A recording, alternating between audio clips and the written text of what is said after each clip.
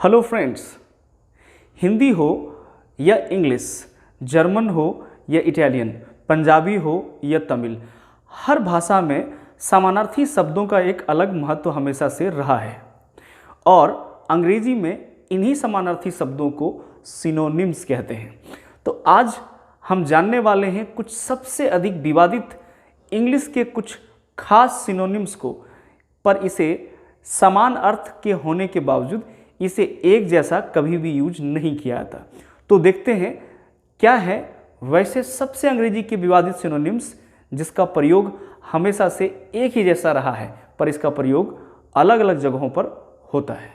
House and home अंग्रेजी के सबसे कंट्रोवर्शियल सिनोनिम्स में एक, जिसका हिंदी रूपांतरण होता है घर या मकान। वैसे तो ये दोनों शब्द नाउन है और इनका प्रयोग अंग्रेजी ग्रामर में नाउन की तरह होता है। इन दोनों शब्दों को जिस देश ने इंग्लिश डिक्शनरी में इंक्लूड किया है वो इंग्लैंड है। दोस्तों, हाउस और होम को कभी भी एक जैसा यूज नहीं करना चाहिए और ये अंग्रेजी में यूज होता भी ऐसे नहीं है। हाउस एक ऐसा शब्द है जिसका मतलब होता है मकान या घर। एक ऐसा घर जहां हम परमानेंट ना रहकर कुछ दिन के लिए छुट्टियों के लिए, कुछ दिन के लिए मौज मस्ती के लिए या अपने दोस्तों के साथ, परिवार के साथ पार्टीज ऑर्गेनाइज करने के लिए जाते हैं और वापस कुछ दिन के बाद यहाँ से लौट आते हैं, इसे हम हाउस कह सकते हैं। पर इससे दूसरा मिलता जुलता शब्द है होम, जिसका मतलब होता है अपना घर। एक ऐसा घर जिसमें हम पूरे परिवार के साथ, माता पिता के साथ अपना जीवन व्यतीत करते हैं, वो भी परमानेंटली, ना कि कुछ दिनों के लिए, कुछ महीनों के लिए, कुछ सालों के लिए। तो अगली बार ध्यान रखें कि हाउस और होम में डिफरेंस है और अपने कन्वर्सेशन को और बेहतरीन करते वक्त ये ध्यान रखें कि हाउस को होम की तरह और होम को हाउस की तरह ना यूज़ करें। वैसे तो अंग्रेजी में ऐसे ढेरों सिनोनिम्स है जिसका प्रयोग अक्सर लोग गलत जगहों पर अपने कन्वर्सेशन में यूज़ कर देते हैं। तो अगला हमारा सिनोनिम्स है कट एंड चॉप। दोस्तों, वैसे ये दोनों शब्द नाउन है और इन दोनों शब्दों को भी इंग्लैंड ने ही इंग्लिश डिक्शनरी में इंक्लूड करवाया है। इन दोनों शब्दों का मतलब होता है काटना या अलग करना, पर कट का प्रयोग और चॉप का प्रयोग अलग अलग होता है, न कि इसे एक दूसरे के समान रूप से किया जाता है। कट का प्रयोग हम तब करते हैं जब हमें कोई सख्त वस्तु काटनी हो, चाहे वो मेटल हो या नॉन मेटल हो, जिसमें थोड़ी ताकत का एहसास होता हो। जबकि चॉप का प्रयोग हम तब करते हैं जब हमें कोई सॉफ्ट सी, बिल्कुल नॉर्मल सी वस्तु को काटनी हो, अर्थात वेजिटेबल्स के लिए इसे यूज़ कर सकते हैं। और भी ऐसे कोई सॉफ्ट चीज़ जिसे आपको काटना हो, जिसमें कम ताकत की आवश्यकता लगती हो, आप वहाँ पर चॉप का प्रयोग कर सकते हैं। तो अगली बार इन दोनों शब्दों को यूज करते समय ध्यान रखिएगा। उपभोक्ता या ग्राहक, हिंदी के इन दोनों शब्दों के लिए आप अंग्रेजी में किन शब्दों का यूज करते हैं? कस्टमर का या क्लाइंट का? वैसे तो इन दोनों शब्दों का एक ही अर्थ है, उपभोक्ता या ग्राहक, पर इन दोनों शब्दों को अंग्रेजी में अलग तरीके से यूज किया जाता है। ये दोनों शब्द नाउन है। दोस्तों, कस्टमर का प्रयोग हम तब करते हैं या उस व्यक्ति के लिए करते हैं जो किसी दुकान या किसी स्टोर से सेवाएं या वस्तु को खरीदने के लिए पैसे अदा करता है। ये एक इंग्लिश ओरिजिनेटेड वर्ड है, जबकि इससे दूसरा मिलता जुलता शब्द है क्लाइंट, जो कि एक लैटिन ओरिजिनेटेड वर्ड है।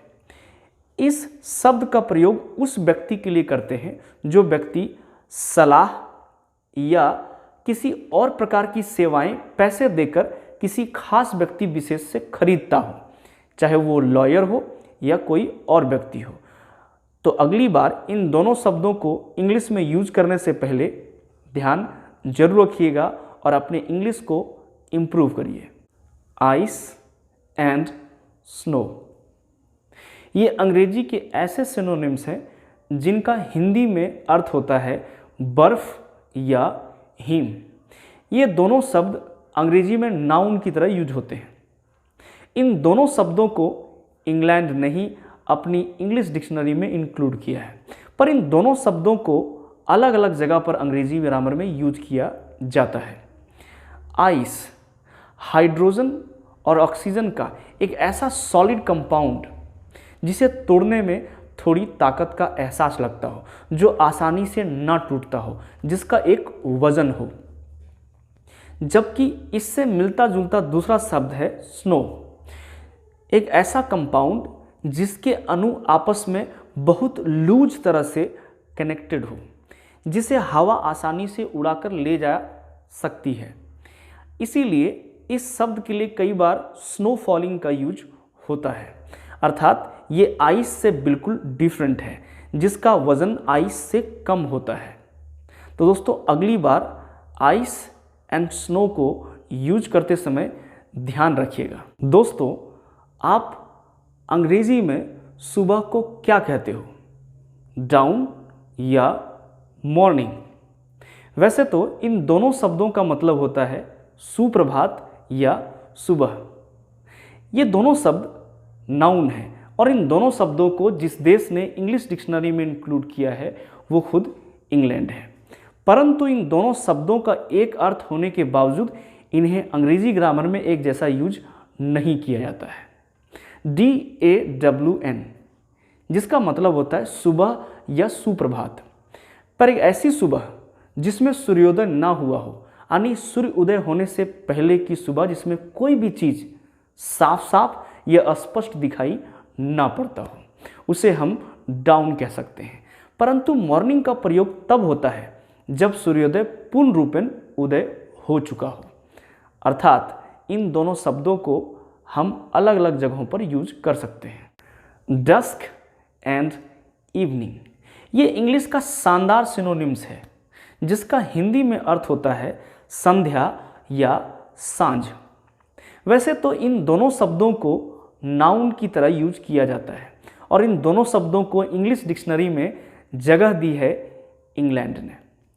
इन दोनों शब्दों को हम एक जैसे ग्रामर में यूज नहीं कर सकते। DUSK, डस्क का मतलब सांझ या संध्या होता है, पर ऐसी संध्या जिसमें सूर्यास्त ना हुई हो, यानी सूर्य के डूबने से ठीक पहले का समय जिसमें सूर्य की लालिमा चारों तरफ फैली हुई हो।